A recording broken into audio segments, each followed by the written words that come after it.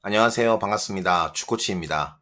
여러분들은 다이어트에 성공합니다. 왜냐하면 제 영상을 꾸준히 보시기 때문입니다. 그동안 잘 계셨습니까? 정말 오래간만에 영상을 찍는 것 같습니다. 유튜브 안 한 지 꽤 오래됐는데, 정말 오래간만에 영상을 다시 키는 이유는, 우리 구독자님들에게 뭔가 큰 도움을 드리고 싶어서 다시 영상을 찍기로 마음을 먹었습니다. 이런 거죠. 제가 12년 넘게 와이프와 다이어트 사업을 하면서 가장 보람을 느꼈을 때가 언제냐면 고객님에게 큰 만족감을 드렸을 때예요. 그런데 유튜브 영상을 좀 쉬고 오랫동안 쉬면서 많이 생각해 봤는데 기존의 고객님들 관리해 드리면서 많은 분들이 왜 영상 안 올려주냐, 다시 찍어주셨으면 좋겠다, 우리한테는 참 좋은 정보였다, 도움이 많이 되었다, 이런 말씀 되게 많이 해주셨거든요. 그래서 고민을 많이 한 끝에 본질, 그러니까 다이어트의 본질에 대해서 좀 이야기해보는 시간을 가지려고 해요. 오늘은 그 다이어트의 기본편 첫 번째 시간으로 다이어트 할 때 좀 얼마나 먹어야 하는지에 대해서 이야기해 보도록 하겠습니다. 아마 지금 명절이 지나서 대부분의 우리 구독자분들이 많이 명절 기간 동안 드셨을 겁니다. 저 역시 평상시 식사 섭취량보다는 좀 더 많이 먹었다고 생각을 해요. 근데 이제 많이 먹은 건 다들 잘 알아요. 근데 사실 다이어트 할 때 얼마큼 먹어야 하는지에 대해서 제대로 모르시는 분들이 더 많다고 생각을 합니다. 그러니까 이제 많이 먹었다, 조금 먹어야지, 이렇게 흑백 논리, 그레이 존이 없이 블랙 오어 화이트처럼 많이 먹었다, 조금 먹었다로 나뉘어지는 경우가 훨씬 더 많아요. 내가 너무 많이 먹어서 다이어트에 실패했다는 느낌은 누구나 알지만 내가 적게 먹은 것이 얼만큼 적게 먹어야 하는지에 대한 구체적인 계획은 사실 없기 마련입니다. 이런 부분을 정말 정확하게 알려드리면, 요렇게 하면 되겠구나라는 구체적인 계획이 나오는데, 갑자기 식사량을 줄이니 배가 고파서 다이어트에 실패하는 경우가 대부분이죠. 그래서 다이어트의 계획은 이 사람마다 다르지만 개인의 목표, 또 이 사람이 얼마나 활동하는가, 신체 활동 수준, 몸의 건강함, 대사 속도, 건강 상태 등을 모두 고려해서 다이어트 플랜을 사실 짜야 합니다. 우리가 뭐 하다못해 1박 2일 여행을 가더라도 어디 들렸다, 어디 들렸다, 어디 들렸다가 오자 이렇게 계획을 짜고 갔다 오는데, 내 인생에 있어서 하루 이틀 만에 끝나는 것도 아닌 장장 한 달, 두 달, 세 달 만에 걸쳐 다이어트를 하는데 당연히 정확한 플랜과 계획이 있어야겠죠. 일반적인 가이드라인을 잡아보자면 일단 목표를 좀 먼저 설정하셔야 합니다. 아마 명절 때 다이어트를 하기로 결심한 분들이 많을 거예요. 먼저 내 목표 체중과 기한을 설정하는 것이 첫 번째입니다. 이게 나와야 얼마큼 먹어야 할지에 대한 답이 나오는 거죠. 그리고 목표는 현실적이고 지속 가능한 것이어야 합니다. 대부분 굉장히 비만인 분들이 과체중으로 넘어온 기간에는 많은 체중 감량이 일어나지만 일반적으로 체중이 많지 않은 분들이 다이어트 할 때는 체중 감량하는 시간이나 속도나 양이 천천히 적게 빠지기 마련이거든요. 그러니까 거기에 따라서 지속 가능한 것이어야 되고 현실적이어야 된다는 것이고요. 일일 열량 섭취가 그 부분에 대해서 나와야겠죠. 다이어트를 위한 열량 섭취량은 개인마다 다릅니다. 한때 유튜브 영상에서 탄수화물만 덜 먹으면 됩니다. 다이어트 할 때 이렇게 음식량을 줄여야 된다고 하는데, 다른 건 뭐 아무리 많이 먹어도 살 안 찐다, 이렇게 이야기하는데요. 아닙니다. 다이어트는 적게 먹는 게 다이어트입니다. 덜 먹는 게 다이어트이고요. 그래서 개인 열량 섭취를 개인마다 다르게 먹는 게 당연한 겁니다. 보통 하루에 한 500에서 1000칼로리 정도의 열량 부족을 만들어서 체중 감량을 보통 목표로 합니다. 예를 들어서 제가 헬스장에서 고중량 운동을 할 때 하루에 기본적으로 한 4000칼로리 정도 먹고 운동을 했었거든요. 요즘은 고중량 운동을 안 하기 때문에 3000칼로리 정도 먹고 운동을 하는 것 같아요. 그런데 제 와이프는 하루에 2000칼로리 먹습니다. 저는 3000칼로리 먹어도 체중 증량이 전혀 일어나지 않고요. 제 와이프는 2000칼로리 먹어도 체중 증량이 당연히 안 되겠죠. 그러니까 내가 기존에 먹었던 열량에서 더 줄여야 되는 거죠. 제 와이프는 1800칼로리로 줄이고 1700칼로리로 줄이고 1600칼로리로 줄여가는 과정, 저는 2500으로 줄이는 과정, 2400으로 줄이는 과정, 이러한 칼로리 정도의 열량 부족 상태를 만드는 것이 다이어트의 기본 상태의 시작이라고 할 수 있을 것 같아요. 그런데 처음에 확 줄이니까 대부분 다이어트의 실패를 많이들 합니다.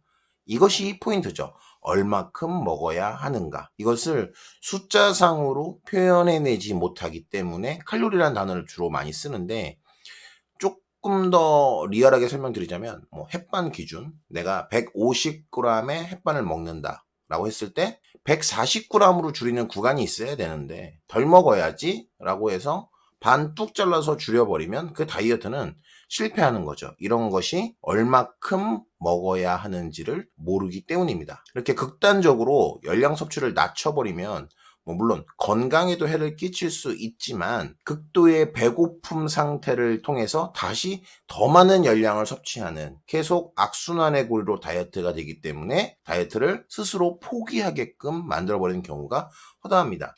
균형 잡힌 이 식사는 균형 잡힌 영양소를 제공해야 되기 때문에 신선한 과일, 야채, 단백질, 곡물 등을 포함하는 다양한 식품을 섭취를 해야 되고요. 그 다음은 바로 식사 빈도인데요.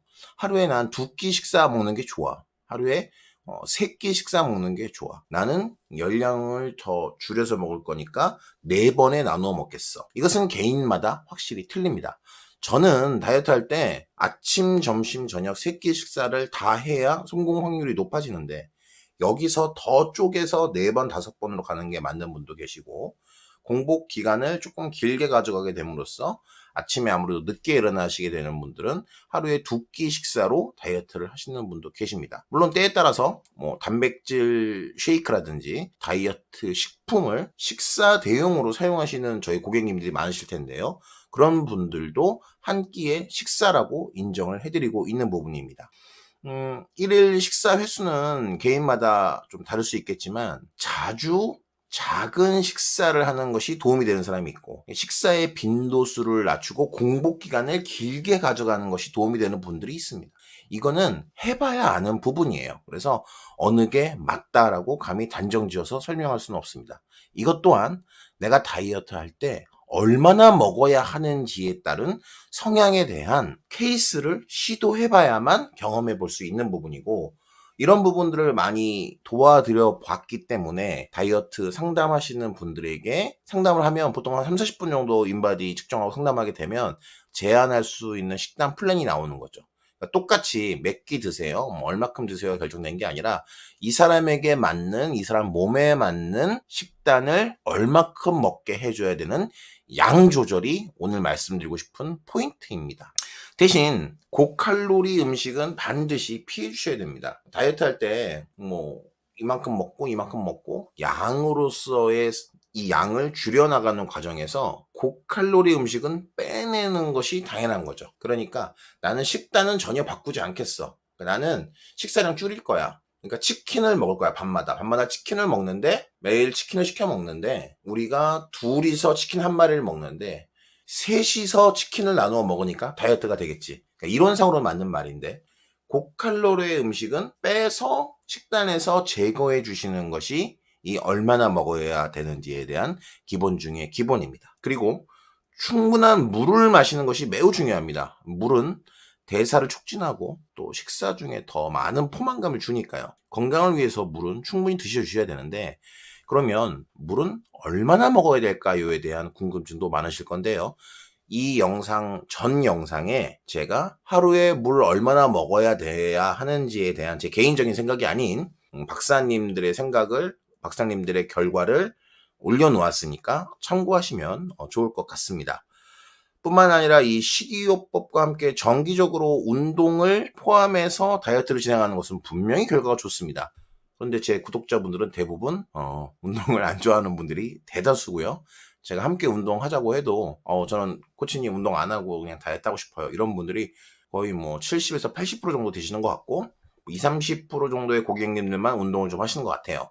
그래서 이 7, 80% 정도의 운동을 안 하고 다이어트 하시는 분들을 비난하는 것이 아니라 산책이라도, 하루에 걷기라도, 내 핸드폰으로 하루에 몇 걸음 걸었는지 이런 거라도 포함시켜서 라이프 스타일의 움직임, 활동량을 늘려주시는 걸 추천드리고 싶고요.